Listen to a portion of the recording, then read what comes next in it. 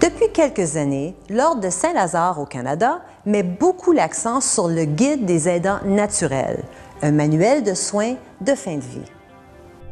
Les statistiques révèlent que près de 80% des malades en phase terminale préféreraient mourir à la maison.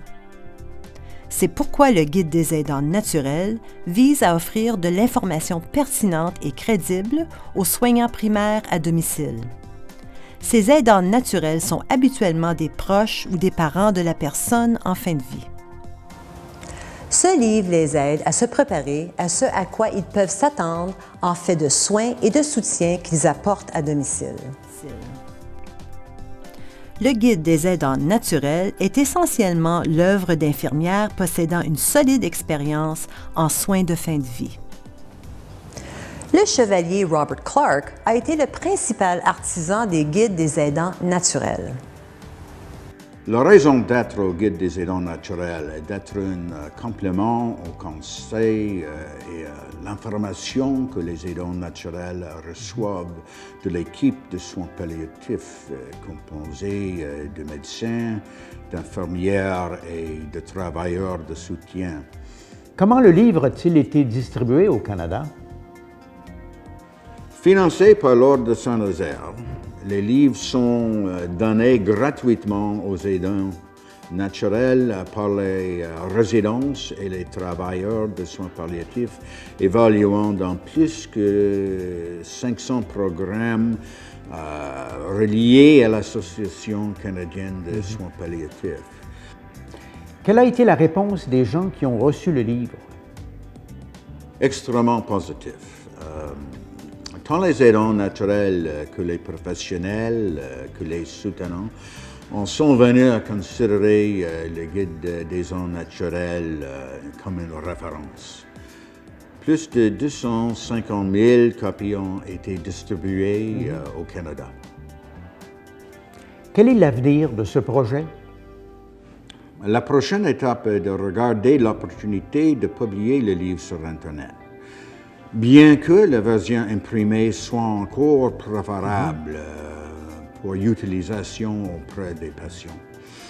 Bientôt, nous pourrions avoir à réviser le contenu. En notant que l'Ordre de Saint-Lazare est concerné, nous souhaitons que le livre restera un projet national pour longtemps encore. Maryse Bouvette est consultante en soins palliatifs auprès du Service des soins continus Bruyère à Ottawa. Elle nous raconte comment le Guide des aidants naturels l'aide dans son travail. Le Guide des aidants naturels, je l'ai utilisé de plusieurs façons. En tant qu'infirmière en pratique avancée, j'ai un rôle de consultant, j'ai un rôle d'éducateur, un rôle de mentor. Alors, je l'utilise dans ces contextes-là.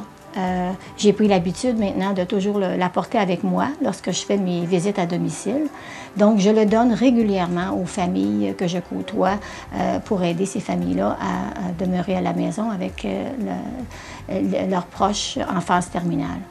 Je le distribue également dans mes classes pour le faire connaître à plus de gens possible pour qu'ils puissent aussi l'utiliser. Dans ce livre, on voit les différents besoins que la personne peut avoir au fil de son parcours. Et dépendamment des besoins, peut-être que vous allez voir ces besoins-là, peut-être que vous ne les verrez pas. Mais ils sont là dans le livre pour vous. Lisez-le et vous allez voir si ça vous convient ou non, ou si ça vous parle ou non.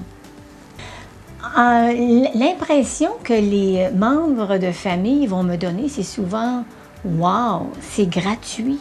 Un beau livre comme ça, gratuit, ils sont souvent impressionnés et surpris, mais surtout, ils sont rassurés parce qu'ils entendent beaucoup d'informations. Il y a beaucoup de stress souvent et ils veulent tout apprendre, ils veulent tout comprendre, ils ne veulent rien manquer. Et ce livre-là est un peu une paix d'esprit, à savoir, si j'oublie des choses, je vais le lire dans le livre. Alice Holst a reçu un exemplaire du Guide des aidants naturels. Elle nous dit combien il l'a aidé à prendre soin de sa sœur en phase terminale. J'ai reçu mon premier exemplaire du guide des aidants naturels d'une amie très proche qui savait que ma sœur, Carole, aujourd'hui décédée, était ravagée par le cancer. Elle savait que j'étais pressée par le temps et à la recherche de toute l'information possible sur les soins palliatifs parce que je voulais être consciencieuse et bien soigner ma sœur. Impossible pour moi d'attendre et de le lire chapitre par chapitre. Je l'ai littéralement dévoré d'une seule traite. Par la suite, bien sûr, lorsque j'ai eu le temps, je l'ai consulté de nouveau à maintes reprises à mesure que l'état que ma sœur empirait et que sa maladie l'arrachait à nous. Mais cette première lecture fut merveilleuse pour moi. Le guide m'a tant aidé à comprendre ce que lui arrivait, ce qui se passait, ce que signifiaient les diverses phases de sa maladie. Et il m'a appris les mots voulus pour en parler. Il m'a été fort précieux. Je n'insisterai jamais assez sur la qualité de la rédaction, son caractère succinct. Il est exhaustif. Il nous apprend tout ce qu'il faut savoir.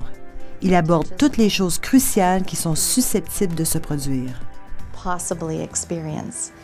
L'Ordre continue de financer la publication, y compris la traduction.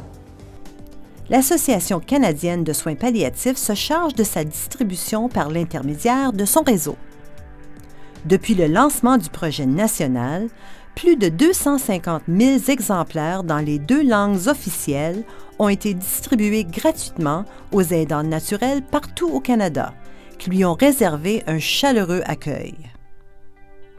Outre le français et l'anglais, l'Ordre a publié des éditions dans d'autres langues pour fin d'utilisation au Canada, notamment en chinois et 2 langues autochtones canadiennes, l'Inuit et l'Inuinnaqtun. Je vais tout simplement leur dire, c'est un livre assez complet qui va couvrir les différents besoins de la personne qui est en perte d'autonomie et qui s'achemine vers la mort. Et donc, la personne va lire ce livre-là et va normaliser ces changements-là. Donc, ça les rassure de voir que le livre est là et on peut y référer. Donc, je l'utilise pour m'assurer que l'infirmière qui fait des soins palliatifs et le médecin qui fait des soins palliatifs va aussi comprendre ce que la famille a reçu comme information.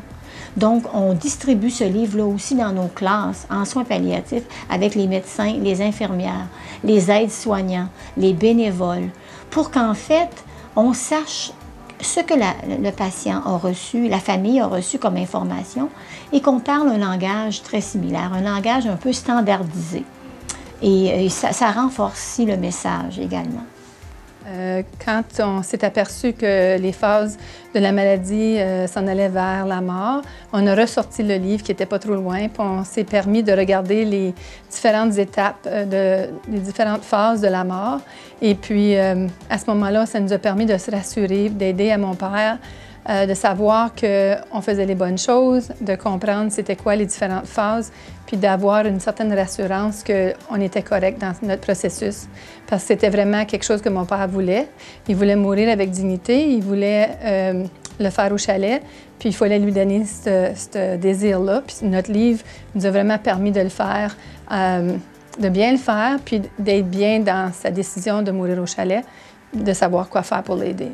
Le succès du Guide des aidants naturels au Canada a abouti à des contrats d'édition dans plusieurs d'autres pays, grâce à l'appui financier à l'édition de l'Ordre au Canada. Des organismes de soins palliatifs au Portugal, en Australie, en Chine et au Japon ont traduit et imprimé le Guide des aidants naturels. L'Ordre continue à soutenir les aidants naturels en milieu familial et, dans certains cas, à former les travailleurs et travailleuses de la santé. Des négociations sont en cours avec d'autres pays. Du fait que le Guide des aidants naturels vise à soutenir les gens au moment où ils en ont le plus besoin, à les aider à mourir à domicile avec dignité et entourés de l'amour et des soins de leurs proches, il s'inscrit tout naturellement dans la mission de service à l'humanité de l'Ordre. L'Ordre de Saint-Lazare est toujours à l'affût de moyens inédits et innovateurs de remplir sa mission, tant ici au Canada qu'outre-mer. Pour moi, l'Ordre de Saint-Lazare sera toujours synonyme de guide des aidants naturels. Je ne me séparerai jamais de cet ouvrage qui est devenu mon ami. Ce livre-là a permis à notre famille de permettre à mon père de vivre son rêve de mourir au chalet. Et puis, ça nous a permis comme famille de savoir que les choses qu'on faisait, que les phases qui s'en venaient étaient très normales et puis qu'on faisait la bonne chose. Alors, merci beaucoup.